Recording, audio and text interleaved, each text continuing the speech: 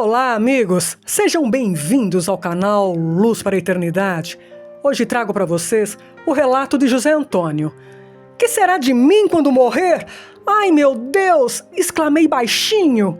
Essa psicografia se encontra no livro Morri e Agora, da autora Vera Lúcia Marinzec de Carvalho, ditado pelo espírito Antônio Carlos. Peço que não se esqueçam de se inscrever no canal, ativar os sininhos das notificações para continuar recebendo os novos vídeos. Deixem o like e compartilhem com outras pessoas.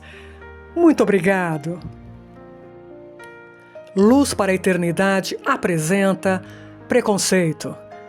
Estava num leito do hospital, morrendo em consequência da AIDS. Sofria com muitas dores, enjoos, tonturas e mal-estares.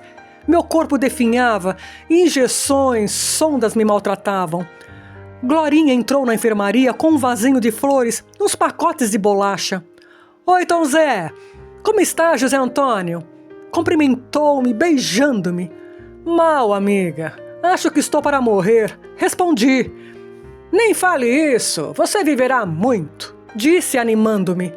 Falou por minutos, dando-me notícias de amigos e de pessoas conhecidas. Gostava da Glorinha. Prestei mais atenção quando me falou do orfanato. As crianças perguntam de você, do palhaço Tom. Quando lhes falei que estava doente, os pequeninos oraram para você se curar. Ontem fizemos uma festa para eles. Estou indo lá também às quartas-feiras, para dar aula de reforço. Faço o que você me aconselhou. Isso me faz muito bem. Pedi para a diretoria do orfanato me empregar, e se isso acontecer, não farei mais programas. Vou viver do meu salário, só que não terei mais dinheiro para comprar presentes para a garotada. Faça isso, Glória.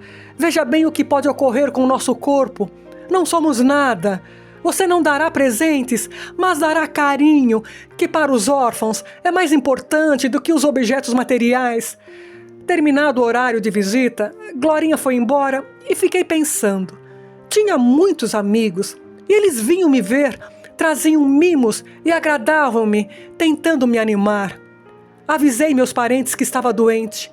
Tinha irmãos, sobrinhos, tios e muitos primos. Somente um irmão veio me ver. Lembrei-me com tristeza dessa visita. Ele foi frio, discreto, cumprimentou-me, sem me encostar. Boa tarde, José Antônio. Queria me ver?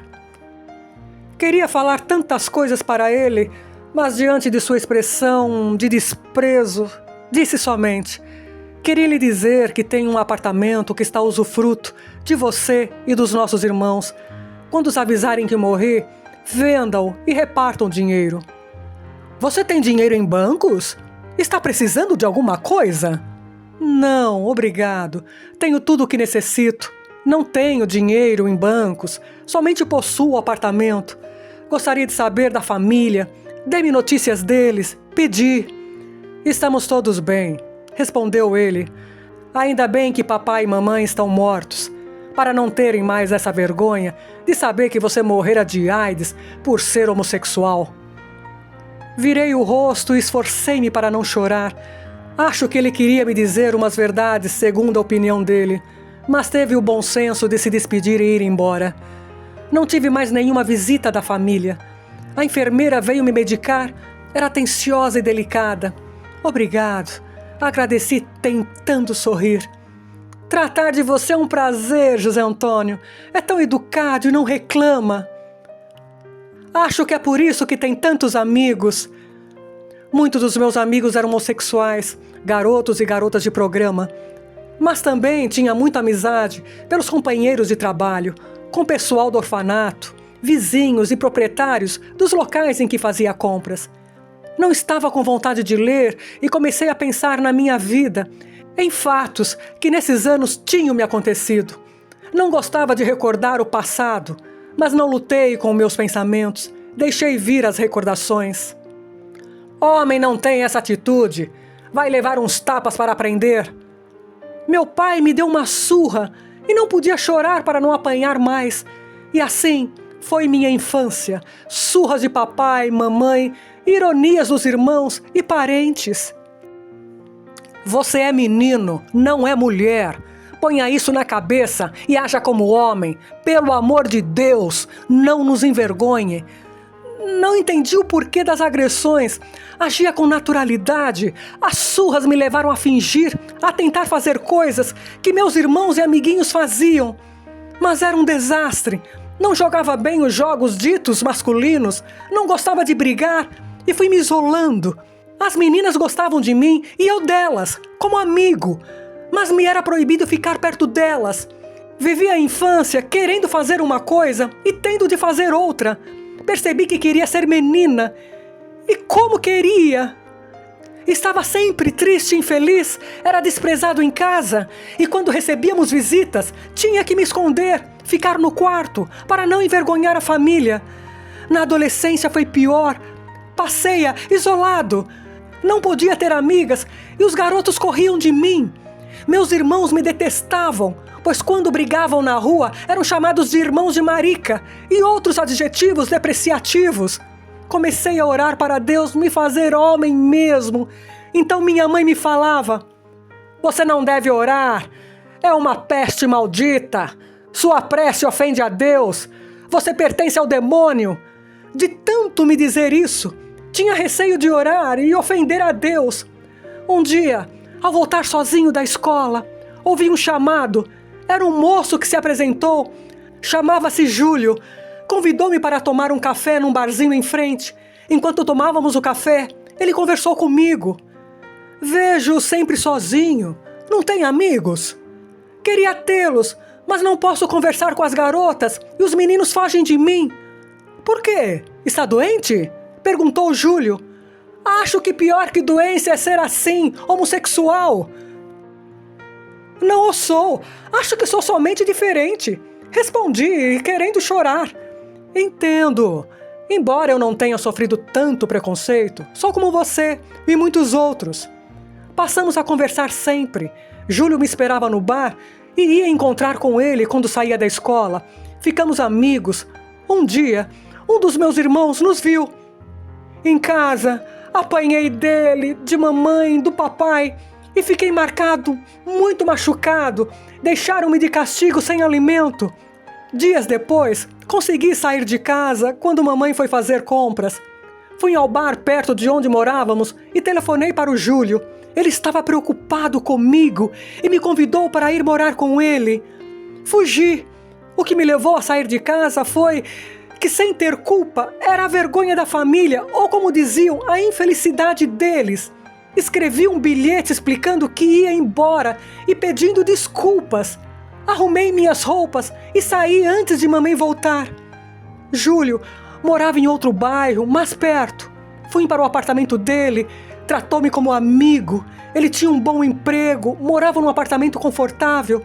Transferiu-me de escola, passei a estudar à noite e me arrumou um emprego. Éramos somente amigos. Ele me ensinou tudo o que sabia. Indicava-me bons livros para ler, como deveria agir, falar, vestir e o que acontecia comigo. Conheci outros homossexuais e compreendi que outras pessoas sofriam como eu, passando pela mesma discriminação. Escrevi muitas cartas aos meus pais, porém não foram respondidas. Embora temeroso, um dia, em horário em que sabia que mamãe estava sozinha, fui visitá-la. Fui recebido friamente. "Entre", disse ela. "Não quero que lhe vejam aí na porta. Foi bom ter vindo." Alegrei-me, para em seguida ter uma grande decepção. "Aqui estão algumas roupas suas. Quero que as leve. Como também quero que não escreva mais. Não necessitamos de notícias suas. Sabemos que mora com um homem." Foi também nessa época que amigos me convidaram para visitar um orfanato. Aquelas crianças sem afeto me comoveram. Passei a visitá-las, vestia-me de palhaço para alegrá-las. Tornei-me um voluntário. Aprendi a disfarçar meu jeito feminino. Não queria ser, na minha opinião, mau exemplo. Era bem remunerado. Do meu ordenado pagava nossas despesas, pois não quis que Júlio trabalhasse mais. O restante doava para o orfanato. Júlio morreu. Foi muito triste nossa separação. No local em que eu trabalhava, encontrei com um ex-vizinho. Os pais dele ainda moravam perto dos meus. Ele me deu notícias. Meus irmãos haviam se casado, meus pais, já velhos, estavam doentes e necessitando de dinheiro. Resolvi visitá-los. Receberam-me friamente, ofereci ajuda. Trabalho, meu pai, sou honesto e bom profissional. Se não é dinheiro do pecado, aceito. Mas não venha aqui, mande pelo banco. E assim fiz até que morreram. Apaixonei-me, tive então um relacionamento sério. Ele era como eu, honesto, caridoso, trabalhador, e ia comigo ao orfanato. Descobrimos que éramos soropositivos. Ele adoeceu, e eu cuidei dele até quando piorou e sua mãe o levou para a casa dela. Essa senhora bondosa me tratava bem. Ele sofreu muito e depois morreu. Senti-me muito sozinho e não tive mais nenhum relacionamento. Dediquei-me ainda mais às crianças do orfanato. Elas me amavam.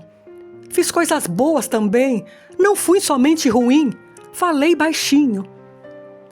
José Antônio trouxe uma pessoa para vê-lo. Falou uma enfermeira sorrindo e me apresentando a visita. Esse é o Padre Luiz e esse é o nosso paciente favorito. Boa tarde. O padre me cumprimentou sorrindo. Respondi baixinho e abaixei a cabeça envergonhado. A enfermeira afastou-se e, após perguntar como estava, ao que respondi com monossílabos, ele me indagou. Não gostou da minha visita? Estou incomodando-o? Senti-me envergonhado diante da presença de um sacerdote, pois achava ser um representante de Deus na terra. Como não respondi, ele falou: não se envergonhe por estar doente. Tenho AIDS e adquiri pela minha homossexualidade. Não vejo nada de errado em ser homossexual, disse ele. Mas tive parceiros. Não acha que já pagou por este erro? Você está sofrendo. Por que não pede com sinceridade perdão a Deus por esses pecados, já que reconhece que os praticou? Não tenho perdão, falei, sentindo-me sufocado. Deus perdoa sempre. Agiu por acaso pior que um homicida ou ladrão? Forçou alguém a ter relações com você? Não, Senhor, isso não fiz. Pode ter certeza que Deus entenderá, falou o padre com convicção. Tive vontade de contar a ele meus medos, mas estava me sentindo muito mal. A enfermeira teve de me colocar outra sonda para que respirasse, e não consegui falar. O padre me abençoou e disse palavras de incentivo. Piorei, até que dormi tranquilo. Acordei sem nenhuma sonda e respirando quase normalmente. Bom dia, José Antônio! Como está você? Cumprimentou-me uma enfermeira que eu não conhecia, com alegria parecendo-me que cantava. Sinto-me bem, melhorei graças a Deus, respondi. E vai melhorar ainda mais. Que tal tomar uma sopa? Obrigado, mas será que consigo? Claro que sim! E foi me dando as colheradas. Na primeira temi não engolir, mas tomei toda e me senti fortalecido. Melhorei muito e senti-me aliviado, pensando que certamente não iria morrer dessa vez. Ofélia, assim chamava a enfermeira, mimava-me, parecia adivinhar o que queria. E dias se passaram tranquilos. Ela me levava ao jardim, local onde gostei muito de ir. Mas essa bondosa senhora tinha uma conversa estranha. Gostava de falar em morte, tema que me apavorava. Dizia que todos morrem, que entendemos erroneamente esse fato natural, que o inferno não existe, etc. Não queria ser indelicado com ela e não queria falar desse assunto. Estava me recuperando e já não me sentia com o pé na cova, como costumávamos nos referir aos doentes terminais. Decidi lhe pedir com carinho para falar de outras coisas. Estava no jardim, sentado à sombra de uma árvore florida, quando senti que alguém me observava. Olhei para a porta que dava para o corredor e vi um menino que, ao perceber que ouvi, afastou-se. Aquele garoto parece com o Aldo, mas não é ele. Aldo já morreu. Não, não pode ser ele, pensei. Quando Ofélia veio me buscar para retornar ao quarto, indaguei. Ofélia, tem crianças internadas nesse hospital? Como pacientes, não. Crianças aqui somente como visitas. Por que pergunta? É que vi uma criança, achei parecida com Aldo, um menino que conheci no orfanato e que teve câncer. Sofreu muito, coitadinho. e morreu. Respondi: é que... Não me fale mais que todos morrem. Por favor, interrompi.